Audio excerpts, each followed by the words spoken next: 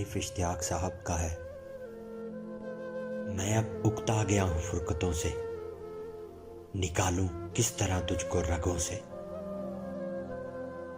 जुदाई ताक में बैठी हुई थी, मोहब्बत कर रहे थे मशवरों से। तुझे मैंने मुझे तूने गवाया, मगर अब फायदा इन तस्करों से। दुआएं हो गई न रद तुम्हारी, मैं कायल ही नहीं था फलसफों से। मेरे सब हौसले मारे गए हैं तुम्हारी कमसिनी के फैसलों से।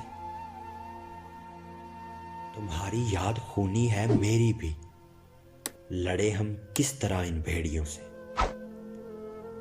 वो वहशत है कि है वो सोग बरपा, मैं हंसता तक नहीं हूं कह कौन से। तुम्हारे गम से हम बेजार हैं क्या, नहीं शायद मगर हां कुछ दिनों से।